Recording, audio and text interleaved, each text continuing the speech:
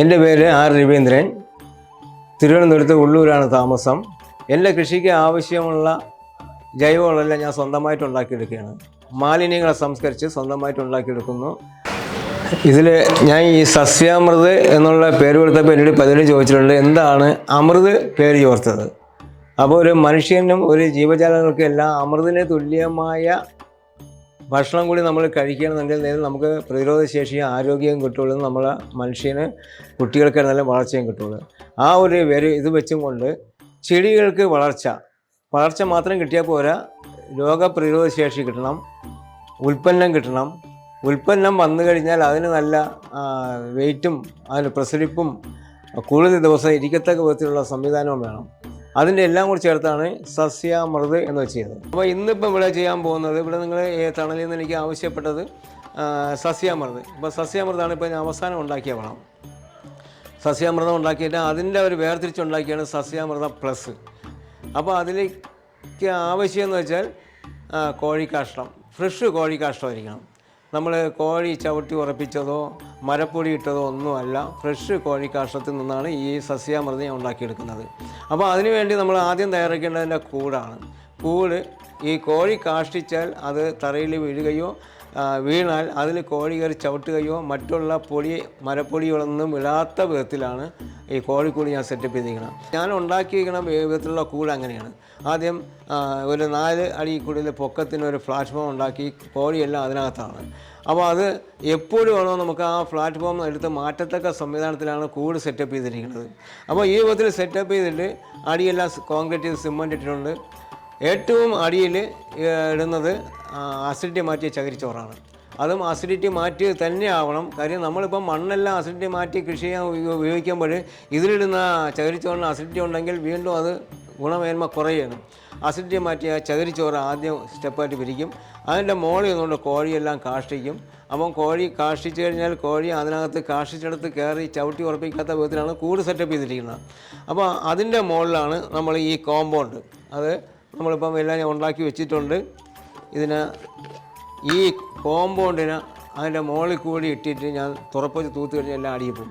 അപ്പം ആദ്യം ചകിരിച്ചോറ്, അത് കഴിഞ്ഞ് കാഷ്ടം, അത് കഴിഞ്ഞ് ഈ കോമ്പൗണ്ട്, വീണ്ടും ചകിരിച്ചോറ് വിതറുന്നു. സ്റ്റെപ്പായിട്ട് വരുന്നു. സ്റ്റെപ്പായിട്ട് വന്നിട്ട്, അപ്പോൾ ഞാൻ നേരത്തെ പറഞ്ഞ് ഈ കൂടിനകത്ത് നമുക്ക് കയറത്തക്ക വിധത്തിലാണ് ഓരോരോ പാർട്ടായിട്ടാണ് ഇളക്കിയെടുക്കത്തക്ക വിധത്തിലാണ് ഈ വെൽഡ് മെഷൊക്കെ വെച്ചേക്കുന്നത്. അപ്പം ഒരു കൂടിന് ഒരു 8 അടി നീളം ഉണ്ടെങ്കിൽ നമുക്ക് അങ്ങേ അറ്റം വരെ പോയി ഈ കാഷ്ടം നീക്കി കൊണ്ടുവരാനുള്ള സൗകര്യം വേണം. അപ്പോൾ ആ സ്റ്റെപ്പിൽ വെച്ചിട്ടുണ്ട്. ഇതിനെല്ലാത്തിനെയും ആ കൂട്ടിനകത്ത് തന്നെ ഒരറ്റത്ത് ഷവ്വൽ വെച്ച് കോഴി കൂട്ടി വയ്ക്കും. അപ്പം കോഴിക്കാഷ്ടമായി, അസിഡിറ്റി മാറ്റിയ ചകിരിച്ചോറായി, അത് കഴിഞ്ഞിട്ട് നമ്മൾ ഈ ഉണ്ടാക്കിയ കോമ്പൗണ്ടായി. ഇതെല്ലാം ഇട്ടിട്ട് ഷവ്വൽ വെച്ച് ഒരിടത്ത് നീക്കി കൂട്ടിയിട്ട് ഒരു 25 ദിവസം അവിടെ അങ്ങനെ ഇട്ട് കഴിയുമ്പം അത് നല്ല പൊടിഞ്ഞ് ഈ രൂപത്തിൽ വരുന്നുണ്ട്. പൊടിഞ്ഞ് നല്ല വരുന്നുണ്ട്. കോമ്പൗണ്ട് ഉണ്ടാക്കുന്നത് നമുക്കിപ്പോൾ ചെയ്ത് കാണിക്കാം. എന്നിട്ട് ഇതിലിടുന്ന എല്ലാം നമുക്ക് ചെയ്യാൻ പറ്റും. പഴം, അത് കഴിഞ്ഞ് ഈസ്റ്റ്, ഇതാണ് ഈസ്റ്റ്, ശർക്കര. ഈ ഇത്രയാണ് ഇതിൽ പ്രധാനമായിട്ടുള്ള ആവശ്യമുള്ള.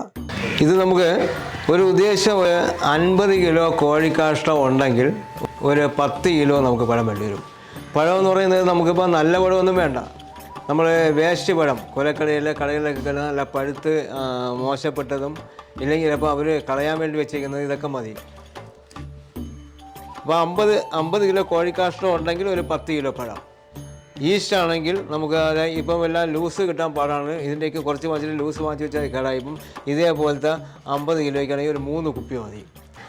പഴം നല്ലപോലെ ഞവടണം, അതാണ് അത്യാവശ്യമുള്ള കാര്യം.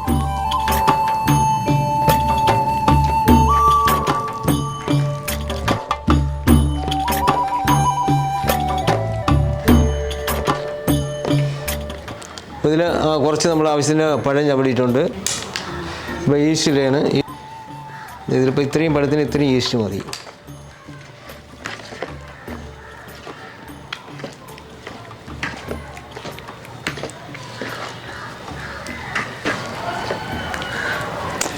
പിന്നെ ഇടേണ്ടതിൽ ശർക്കരയാണ്. ശർക്കര ഇപ്പോൾ നമുക്ക് ഉടനെ ഇടാൻ പറ്റില്ല. ഈസ്റ്റ് ഇട്ട് വെച്ചൊരു 3 ദിവസം കഴിഞ്ഞിട്ടാണ് ശർക്കര ഇടുന്നത്. ഇപ്പോൾ ഞാൻ ഉടനെ ഇടുന്നില്ല. അപ്പം ഈസ്റ്റ്, പഴം ചവിടി, ഈസ്റ്റ് ഇട്ട് ശർക്കര എല്ലാം ഇട്ട ഒരു കോമ്പൗണ്ടാണ് ഞാൻ തയ്യാറാക്കി വെച്ചതിന് ഇപ്പം എടുക്കുകയാണ്. നമ്മൾ നേരത്തെ കണ്ടത് പഴഞ്ഞ് അവിടെയിട്ട് ഈസ്റ്റിട്ടാണ്. ഇപ്പോൾ തന്നെ നമ്മൾ നോക്കിക്കൊണ്ടിരിക്കുക തന്നെ കാണാം, അത് പൊങ്ങി വരുന്നുണ്ട്. കുറേ കഴിയുമ്പോൾ ഇതെല്ലാം പുറത്ത് പോകും. അപ്പോൾ നമ്മൾ ഇളക്കി കൊടുക്കാൻ വേണം. അപ്പോൾ ശർക്കര ഇട്ട് കഴിഞ്ഞാൽ ഇപ്പം പൊങ്ങി കളയുമായിരുന്നു. അപ്പം ഇത് ശർക്കര ഇട്ട് 15 ദിവസം കഴിഞ്ഞിട്ട് ഉപയോഗിക്കാം. പക്ഷെ 50 ദിവസം വരെ ആയിട്ട് ഉപയോഗിച്ചിട്ട് അതിൽ നല്ല ഗുണം വരുന്നുണ്ട്. ഇതാണ് ഇതിൽ ഒഴിക്കുന്നത്. ഇതാണ് സാധനം. അപ്പോൾ ഇതിപ്പം നമുക്ക് 50 ദിവസം ആയതാണ്. 50 ദിവസം വേണ്ട, 15 ദിവസം കഴിഞ്ഞിട്ട് തൊട്ട് നമുക്ക് ഉപയോഗിക്കാം. അസിഡിറ്റി മാറ്റിയ ചകിരിച്ചോറും കുറച്ച് ഇതേപോലെ സൊല്യൂഷനും വിതറിയ കാഷ്ടമാണ് ഞാൻ ഇപ്പോൾ എടുക്കാൻ പോകുന്നത്. അത് ഞാൻ പ്രത്യേകിച്ച് വെച്ചിട്ടുണ്ട്. കാഷ്ടത്തിന് സ്മെല്ലൊന്നും ഉണ്ടാവില്ല. കാര്യം നമുക്ക് കോഴിക്കുട്ടി ഞാൻ നേരത്തെ പറഞ്ഞ പോലെ അടിയിൽ അസിഡിറ്റി മാറ്റിയ ചകിരിച്ചോറ്, അത് കഴിഞ്ഞ് കോഴി കാഷ്ടിച്ചിട്ടത്, ഇതേപോലുള്ള സൊല്യൂഷൻ വിതറിയിട്ട് ഇട്ടത്. അപ്പം സ്റ്റെപ്പായിട്ട് കഴിഞ്ഞുള്ളതാണ് ഇപ്പം ഞാൻ ഇതിൽ മിക്സ് ചെയ്യാൻ വേണ്ടി എടുക്കുന്നത്. അപ്പം ഇതിലെടുക്കുന്നതിൽ നമ്മൾ ഈ കുഴമ്പ് രൂപത്തിൽ ഉണ്ടാക്കിയത് ആവശ്യത്തിന് വരില്ല. കാര്യം സ്മെല്ലുണ്ടാവാതിരിക്കാനും ഉള്ള രീതിയിലാണ് കുറേശ്ശെ കോഴി കൂട്ടിനകത്തിടുള്ളൂ. പിന്നെ രണ്ടാം കൂടി എല്ലാം കൂടി ഒരുമിച്ച് മിക്സ് ചെയ്ത് കൂട്ടുന്ന സമയത്ത് കുറച്ചുകൂടി ഇത് ഒഴിച്ചിട്ട് വേണം നമ്മൾ കൂട്ടുന്നത്. ഇത് നോക്കുമ്പോഴറിയാം, ആദ്യം നമ്മളെടുത്ത ഫ്രഷ് കോഴിക്കാഷ്ടത്തിൻ്റെ അത്ര ഇതുമില്ല, സ്മെല്ലും ഒന്നും ഇതിനില്ല. അപ്പോൾ ഇതിൽ തന്നെ സ്മെല്ല് കുറവാണ്. അപ്പോൾ ഇതെല്ലാം കൂടി ചേർന്ന് പൊടിഞ്ഞ് വരുമ്പോഴേക്കും ഒട്ടും സ്മെല്ലും ഉണ്ടാവില്ല, സ്മെല്ലും ചൂടും ഉണ്ടാവില്ല.